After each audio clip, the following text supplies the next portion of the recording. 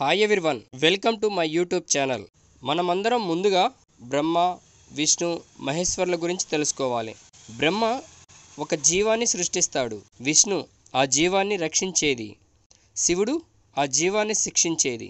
ఇలాగా ఈ ముగ్గురిని త్రిమూర్తులని అంటారు.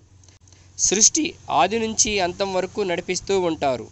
సృష్టికి ఎప్పుడైనా ఆటంకాలు వచ్చినప్పుడు కాపాడే బాధ్యత శ్రీ మహావిష్ణువు తీసుకుంటాడు. అందులో భాగంగానే శ్రీ మహావిష్ణువు దశ అవతారాలని ఎత్తవలసి వచ్చింది. ధర్మాన్ని కాపాడుతూ ఉంటాడు. దశ అవతారాల్లో రెండో అవతారం కూర్మ అవతారం. కూర్మ అవతారం గురించి ఇప్పుడు మనం తెలుసుకుందాం. ఈ కంటెంట్ నచ్చితే లైక్ చేయండి, కామెంట్ చేయండి, షేర్ చేయండి. సబ్స్క్రైబ్ చేయడం మాత్రం మర్చిపోవద్దు. మీ సపోర్ట్ మాకు చాలా అవసరం. ఏమైనా మిస్టేక్స్ ఉంటే కామెంట్ రూపంలో తెలియచేయండి. కూర్మ అవతారం సత్యయుగానికి చెందినదని చెబుతారు. ఈ అవతారం గురించి భగవత్ పురాణంలోను, శ్రీ అగ్ని పురాణంలోను, కూర్మ పురాణంలోను మరియు రామాయణంలో కూడా చెప్పారు. ఒక్కొక్క పురాణంలో ఒక్కొక్క కథ ఉంటుంది. మనం కూర్మ పురాణం ప్రకారం కథ తెలుసుకుందాం. ఇంద్రుడి నిర్లక్ష్యం కారణంగా శ్రీ మహావిష్ణువు కూర్మ అవతారాన్ని ఎత్తవలసి వచ్చిందని కథ ఉంది. దుర్వాస మహాముని ఇంద్రుడికి ఒక పవిత్రమైన పూలదండను ఇస్తాడు. ఇంద్రుడు ఆ మాలను ఐరావతం శిరస్సు మీద ఉంచుతాడు. ఐరావతం ఆ దండను కింద పడేసి తన కాలుతో తొక్కి ఆ దండను పాడు చేస్తుంది.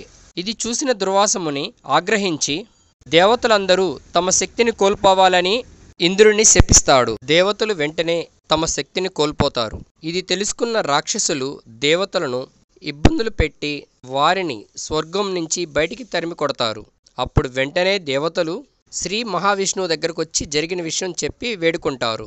విష్ణుమూర్తి దేవతలతో ఇలా అంటాడు: మంద్ర పర్వతంతో పాల సముద్రాన్ని చిలకండి, వాసుకి సర్పాన్ని తాడుగా ఉపయోగించండి అని చెబుతాడు శ్రీ మహావిష్ణువు దేవతలతో. దేవతలు శ్రీ మహావిష్ణువుతో ఇలా చెబుతారు: అయ్యా శ్రీ మహావిష్ణువు, నీకు తెలియందేముంది?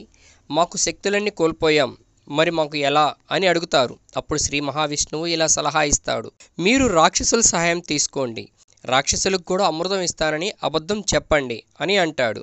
వెంటనే దేవతలు రాక్షసుల దగ్గరికి వెళ్ళి ఇలా చేస్తే అమృతం వస్తుంది అని చెబుతారు. రాక్షసులు ఆశపడి సరే అని ఒప్పుకొని శ్రీ మహావిష్ణువు చెప్పినట్లే దేవతలు రాక్షసులు వాసుకి పర్వతాన్ని చిలకడం మొదలు పెడతారు. కొద్దిసేపటికే వాసుకి పర్వతం నీటిలోకి మునిగిపోతూ ఉంటుంది. అప్పుడు దేవతలు మళ్ళా శ్రీ మహావిష్ణువుని కోరుకుంటారు: ఓ దేవా, పర్వతం మునిగిపోతుంది, మాకు చాలా భయంగా ఉంది, దయచేసి మాకు సహాయం చేయండి అని వేడుకుంటారు దేవతలు. శ్రీ మహావిష్ణువు వెంటనే తాబేలు రూపాన్ని తీసుకొని పర్వత శిఖరాన్ని నిలబెడతాడు. వెంటనే రాక్షసులు దేవతలు కలిసి మళ్ళా పర్వతాన్ని చిలకడం మొదలు పెడతారు. కొద్దిసేపటికి సముద్రం లోపల నుంచి కల్కుట అనే భయంకరమైన విషయం బయటికి వస్తుంది. అందరూ భయపడిపోయి శివుణ్ణి ప్రార్థించడం మొదలు పెడతారు. శివుడు వెంటనే వచ్చి ఆ విషాన్ని తన గొంతులో దాచిపెట్టుకుంటాడు. అప్పటి నుంచి శివుడి గొంతు నీలం రంగులో ఉంటుంది. అప్పటి నుంచి శివుడిని నీలకంఠుడని కూడా అంటారు.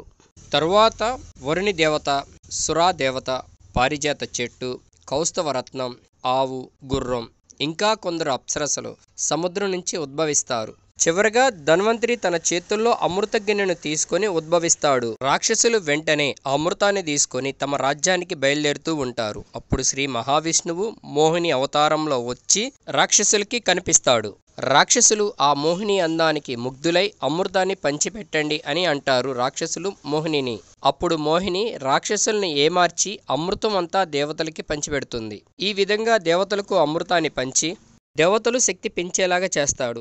పూర్తిగా శక్తివంతమైన దేవతలు వెంటనే రాక్షసుల మీద యుద్ధం చేసి తిరిగి స్వర్గం మీద ఆధిపత్యాన్ని సంపాదించుకుంటారు. ఈ విధంగా శ్రీ మహావిష్ణువు కూర్మ అవతారంలో వచ్చి దేవతలకు సాయం చేస్తాడు. ఈ వీడియో వలన శ్రీ మహావిష్ణువు రెండవ అవతారమైన కూర్మ అవతారం గురించి మీరు పూర్తిగా ఇన్ఫర్మేషన్ తెలుసుకున్నారని మేము భావిస్తున్నాము. Thank you.